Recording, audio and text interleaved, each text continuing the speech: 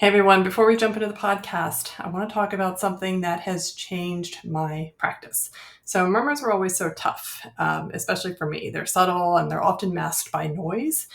And now that I work in primary care in the wellness space without the safety net of continuous EKG, I found that I was second guessing myself a lot until I started using Echo. So, with Echo's digital stethoscope, and it has a built in I feel like my own cardiology consultant. Echo combines the stethoscope you already know with the advanced features that make a difference because it amplifies heart and lung sounds up to 40 times. It cuts out background noise and it uses AI to detect murmurs and AFib. And you can even record and share sounds for better collaboration. And quite frankly, if somebody doesn't believe you, you have it on your app on your phone. So it's FDA cleared, trained on over 4 million heart sounds, and providers who use it are twice as likely to detect heart disease. I don't second guess myself anymore. And I trust Echo so much that I worked with their team to create a special offer just for our listeners. Right now, you can get $50 off plus a customizable chest piece cover at echohealth.com/Catie. Your purchase is HSA and FSA eligible and may qualify for CME reimbursement. Plus, Echo guarantees that you'll detect heart and lung conditions more confidently. If you don't, return it for a full refund. So go to echohealth.com/Catie for $50 off plus a free chest piece cover. And that's EKO health.com/Catie, CATIE. Now back to the podcast. And I'm here today with Stacy Roberts from New You Health and Wellness. Stacy, thank you so much for being here with us today. No problem, Catie. It's so good to see you. And I love the name of the podcast too. That's awesome. Awesome. Thank you. So Stacy, I met you because you were using SoftWave. You're a big proponent of SoftWave. You've written a book and had SoftWave in there talking about pain.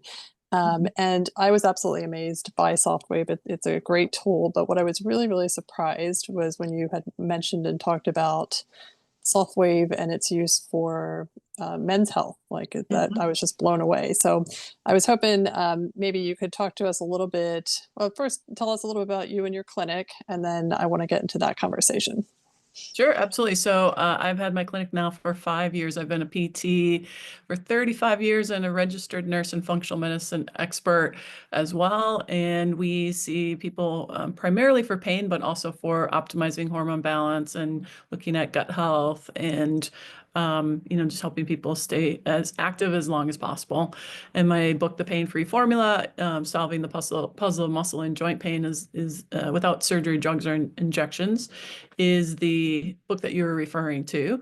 And in there, just try to educate people about what are we doing conventionally to address pain, and then what are the alternatives to that when it doesn't work, because unfortunately, it doesn't always work the way it's treated conventionally. But that's what I do every day. We provide other options for people outside of that system.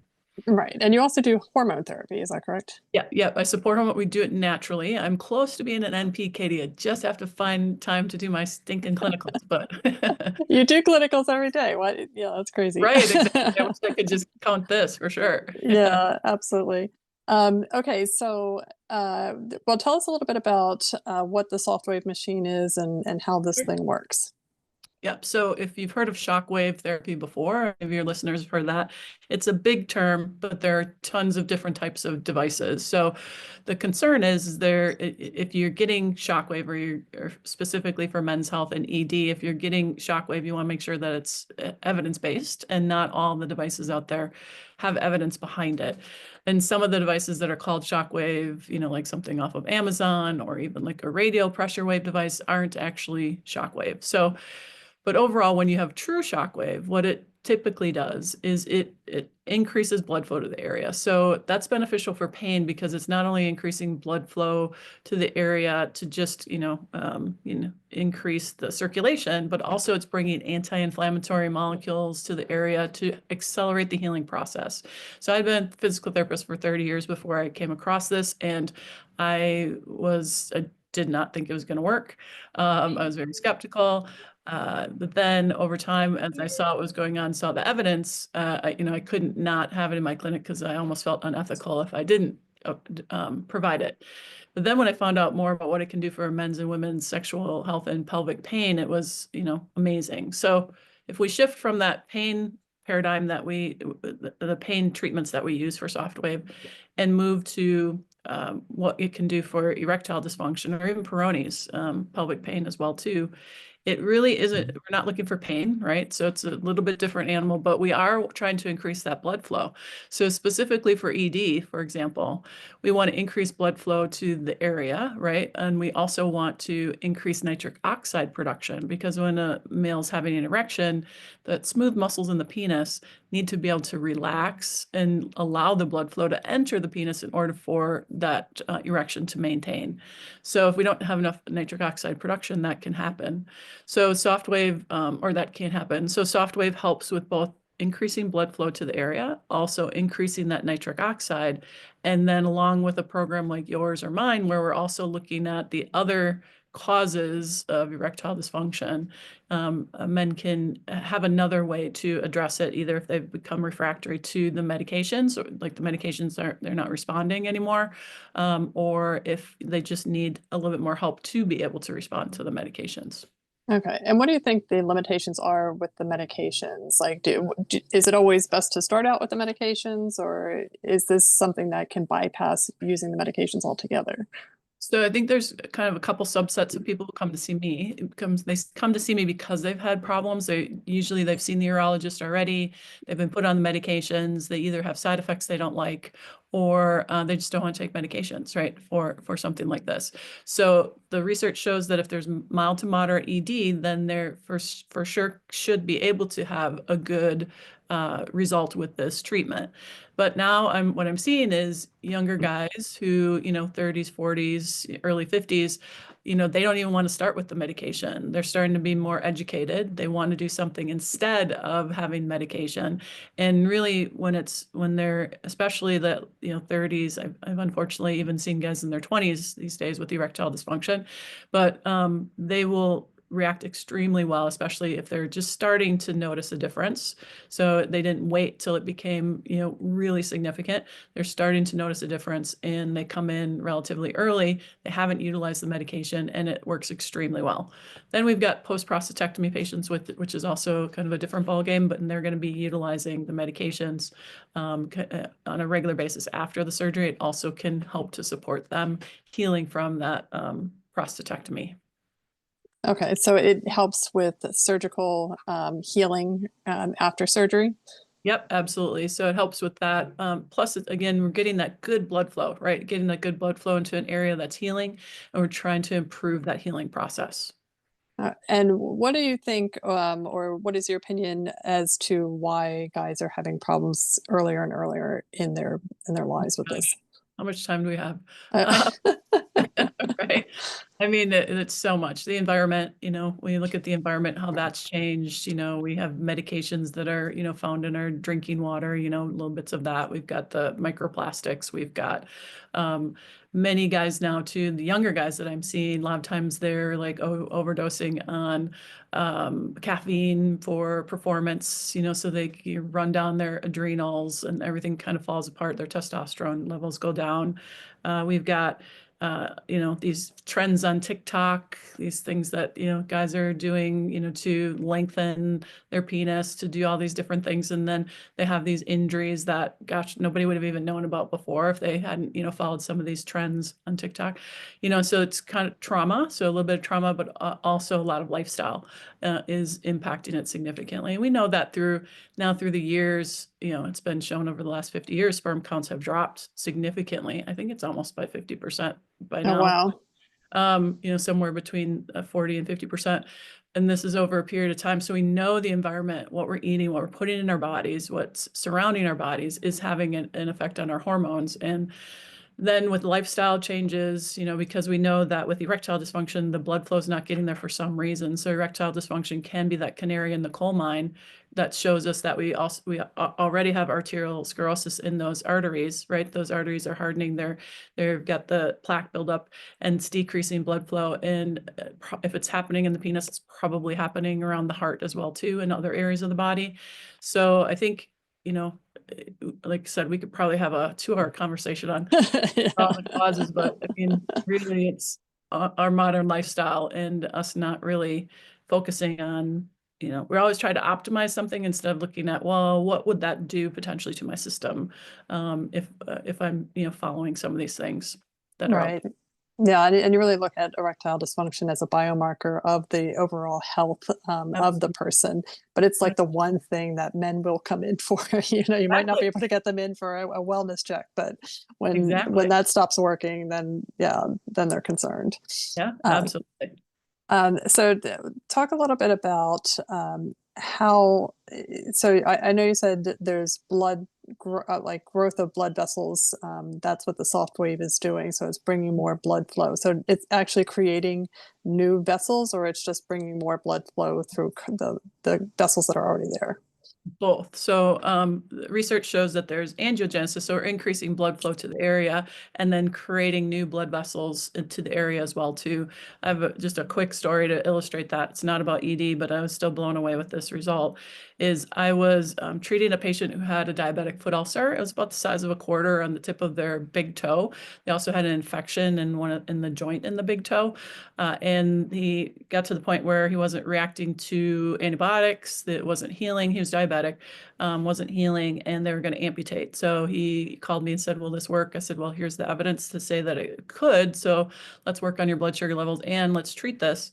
So we treated it, and after 9 sessions, it completely closed up. You couldn't even see that there was an injury there or an ulcer there. Plus, that infection had gone away. The doctor even said, oh, it must have been misdiagnosed because that infection couldn't have gone away.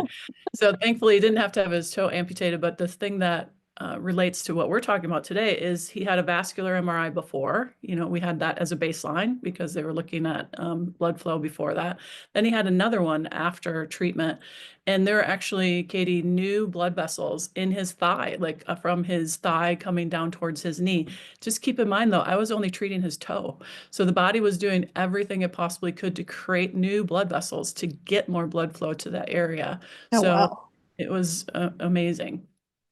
So when you're treating the penis, and I can imagine a lot of guys might be a little hesitant, Yeah. is this painful? Is it awkward? Like, what is a session like? Sure.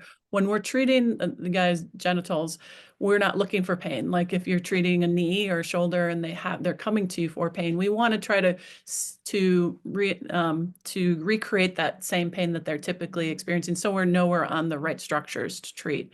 But however, with erectile dysfunction, we don't need the patient to feel any pain. So typically they will be feeling tapping on the skin, and that tapping will intensify depending on how high the level of intensity is. But there should be really no pain. If there is pain, I'm going to want to send them back for, like, sometimes if I put it in the perineum, which is underneath the scrotum between the anus and the scrotum, if I put it there and they do have pain, then I'm going to make sure that they've either had an assessment by the urologist or go have an assessment to see if they've got some prostatitis, things like that going on. We had one guy we treated for erectile dysfunction for 3 or 4 years. He had it, started having erections, started having penetrative intercourse with his wife, but then started to have back pain when he would ejaculate. So it was actually prostatitis. So we started treating the prostatitis with soft wave, and then that pain with ejaculation went away as well too. So we treat the penis, we treat the base of the penis to, again, bring more blood flow to the penis, but the pelvic floor itself really improves the ability of men to have an erection. So we also treat the pelvic floor. And then the pudendal nerves that come out of the spine, they come through the butt cheeks and then kind of make a hockey stick kind of turn towards our sit bones. And then the 3 branches of that will innervate the genitals. So we also go along that. And what I found since I've added that to the protocol is men have suddenly, they're like, I actually have more sensation. They didn't really realize they had a loss of sensation, but suddenly they're starting to feel like, oh, wait, when I when we're having intercourse, or, you know, they're masturbating or something, they're like, wow, the sensation is much more. And that definitely will help with erection as well too, and arousal. Oh, yeah, that's great. So in terms of like how many sessions does something like this look like, and how long does it last for? So 6 to 9 sessions is typically what the research shows, and I would say supporting that in the clinic for mild to moderate ED, something that's more severe, that where maybe the person's on 3 blood pressure medications and diabetic and have all these comorbidities, it may take longer than that. And we're also seeing over that period of time, after the first treatment, the expectation I tell my guys is you're not going to suddenly have an erection typically after the first treatment, but should feel warmth in the genitals. And most, I would say 90% of the guys come back and say, yeah, I actually do feel, it felt kind of warm down there. That's that blood flow that's coming there. By the second and third treatment, they should be having some spontaneous erections, maybe during the day, spontaneous nocturnal erections at night, or first thing in the morning when they wake up, something a little bit different than what they had before. And for some guys, it's maybe just more sensation. And they then will start having the spontaneous erections later. Then by somewhere between that 6 and 9 treatments, they're usually doing pretty well in regards to what's going on. Sometimes we have to add a vacuum pump in to also help and support them through this kind of rehabilitation process. And then how long does it last is a great question, because it's going to be different for everybody, especially whether they take care of the lifestyle stuff that we talk about as well. You know, there's supplements that I recommend too to help with that nitric oxide production. And then many of my guys will come back to me like once a month or once every few months to kind of get a top up, because we're not treating the true underlying cause of the ED, because the lifestyle, those things that cause the decreased blood flow in the first place, that's the true cause, those triggers with shockwave, but we can do that through lifestyle changes as well. So they usually need some maintenance unless they're real young, and we just needed to kind of fine tune a few things in order for them to, you know, continue to have healthy erections. Right. Okay. Do they stay on their medications at that point as well, or do most of them like excited to get off them? Some guys will stay on it and use it just occasionally, and some guys will be completely off of it. It really kind of depends on what their goals are coming into it, and then where they end up at that 6 to 9 treatments, and honestly, how well they followed through with the functional medicine aspect of things as well too. Will determine whether they need that or not. Right. Now, you also had mentioned the prostate. So, I mean, is this good for BPH, prostatitis? Like, I mean, you're going to use different medications as well, but will this help and facilitate that? Yeah, any of the itises, right? So tendonitis, you know, anything like that. And then prostatitis, again, inflammation of that prostate, absolutely. We had one case study where the BPH, the benign prostate hypertrophy, actually the prostate shrunk through utilizing shockwave over this. That was over a longer period of time. He had been, you know, coming like once a month for 6 months or so and treating it, and then gradually it started to shrink. So his nocturia, going to bathroom at night, was significantly reduced when with utilizing shockwave. And I see that a lot with incontinence, nocturia. Only in like 1 to 3 sessions that can usually be taken care of with the protocol that we do use with shockwave as well too. So again, still need to, you know, can't drink alcohol, you know, every night before you go to bed, and do all the things that stimulate your bladder, or drink, you know, a gallon of water before you go to sleep. But if we are able to, you know, adjust some of those lifestyle things, shockwave really helps with that too. Now, this would not be something that you would use in the case of prostate cancer, though. Is that correct? So if there is identified cancer on the prostate at this point in time where the research is, it is a contraindication to treat any known malignant tumors. So we would stay away from that at this point in time. There is some research on using shockwave in cancer, but it's in the very, very, very preliminary stages. But we know that post prostatectomy after cancer, it's been utilized, you know, around the prostate, around the penis, without any issue in regards to those guys recovering from like a post prostatectomy surgery. But yeah, I would avoid it if there's active cancer. Okay. And then for the last one, you know, do you use it on the testicles? Can it help with sperm production as well? There's an interesting study coming out of, it's either Baylor or Yale, I can't remember which one, showing that for IVF, sometimes if there's no sperm present in the ejaculate, what they'll do is they'll take a biopsy of the testicle and see if there's any immature sperm. Then they extract that immature sperm to inject into the egg to create an embryo. What they're finding is utilizing soft wave on the testicles prior to that has been improving the health of those sperm so that they're becoming more viable to create a viable embryo. Another study has shown that, and there needs to be a larger study because this was only a pilot study with a few people in it in regards to testosterone. So utilizing soft wave on the testicles, even after one or two treatments, increased testosterone levels by 40% in these men. It was only nine men in that preliminary study. So we do know that so we want to think about the mechanism. So if they're not producing sperm like they should because of oxidative stress or inflammation in the testicles, then soft wave we know can significantly modulate or reduce inflammation to allow that, little sperm factory to work better and not have the interference that it would typically with inflammation there. So somebody who has a varicocele or things like that, that can cause significant leakage of those veins into the testicle and interfere with that sperm production.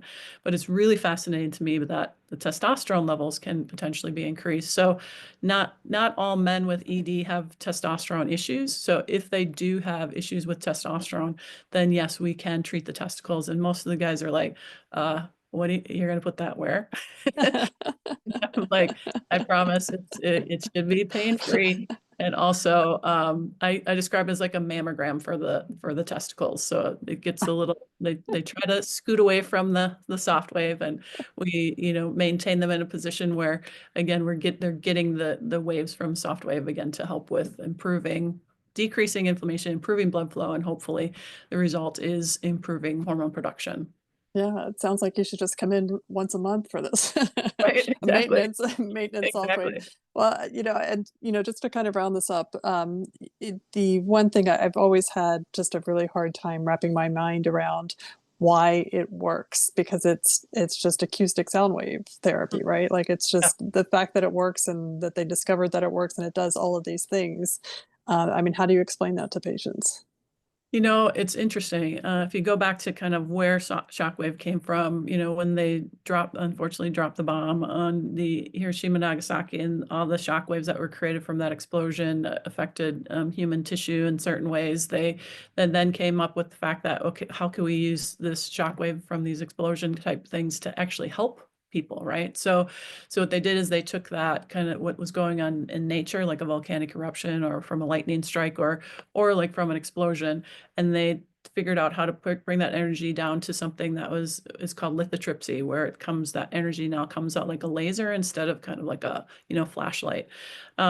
Then they figured that at very high intensities, so much so that the patient had to be under anesthesia, is that they could point this at a structure in the body, and they chose kidney stones, and the energy created within those stones kind of made those stones break open and blast, and so that the body could get rid of the kidney stones either by excreting it or it would just get reabsorbed into the system. And while they were doing that, they saw that the vertebral bodies of those patients, the spine was becoming more dense in those patients. So they thought, wonder if this could help with bone. And sure enough, it was able to help with remodeling of bone for people whose fractures weren't healing. They were able to start the healing process of the fractures again. So then they went down to low intensity, which is the device that you and I have in our clinics. And that is great for tendinopathies and all that type of stuff. But to your point, in your question, why would it help? The interesting thing is many of the modalities out there claim to do the same thing: bring stem cells to the area, increase the anti-inflammatory, all that type of stuff. But this is the first one that I've seen, and I've been pitched many a modality in 3+ decades. But when you look at the depth of penetration that soft wave can get, because it's the only shockwave device that comes out like a flashlight, like the natural shockwave in nature. And it's at low intensity, so we can utilize it without creating tissue damage. So I think the shearing force, which basically means that wave is kind of pushing, like if you had you're standing in like a wave on the side of the beach, and the wave kind of goes across your legs, right? You can feel that pressure from that wave. Well, if those are cells will then contract and expand, contract and expand. And I think the amount of pressure that shockwave, for whatever reason, makes on those cells is greater than what can happen in, let's say, ultrasound, which creates kind of the same thing, but through a heating mechanism. And also ultrasound works not only through heat, but also by, potentially causing microtrauma, which is some of the other shockwave devices do that as well. But for soft wave, there's no microtrauma. It's just simply the contraction, expansion of those cells that release these molecules to go to the area. And we can get into the weeds about the specific molecules that it creates. But and I can't answer as to why this works so well according to other things, other than I just see it in the clinic working just better than other modalities, again, that I've utilized.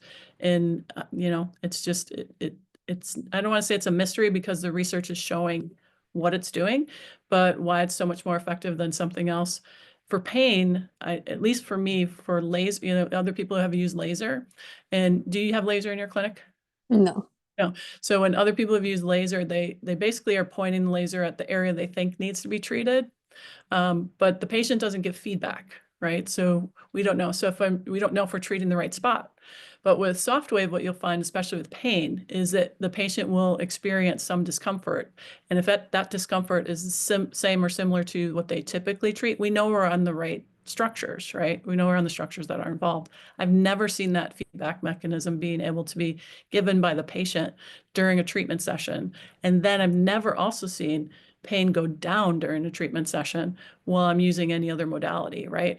So all those things together gives us a not only an evidence-based modality, but one that we see anecdotally in the clinic, just working on so many different things. And going back to men's health, because of soft wave coming out like that flashlight effect, not like the laser effect, we can cover more surface area in a shorter period of time. And that's another reason why it doesn't hurt. So some of the other shockwave devices will hurt, right, when they put them on the penis or the testicles, things like that. With soft wave, it doesn't have to hurt. So I don't know if that's part of it too, because it's a much more comfortable treatment, that the patient experiences that comfort level during the treatment. That helps as well. Yeah, and they'll actually let you do it. Right. So, Because there's, a couple devices that are said to be shockwave, and they're technically not. And they actually, the pressure from those devices turn the penis black and blue. They have to use numbing cream. So those are the kind of questions that, if your listeners are, considering going to a clinic for shockwave, and I'm using the air quotes here, is ask if do you have to use numbing cream? Will there be any impact on the tissue? Will it be like potentially bruised? Will it have any soreness afterwards? Then they're definitely not using soft wave, because you wouldn't have any of those issues with soft wave, but they may not be using a true evidence-based true shockwave device. all right. Well, Stacy, thank you so much for sharing all of this with us. This was amazing, and I'm so excited to have talked to you today. Thanks so much, Catie. It's always great to see you. Good to see you too. I'm like, how do I?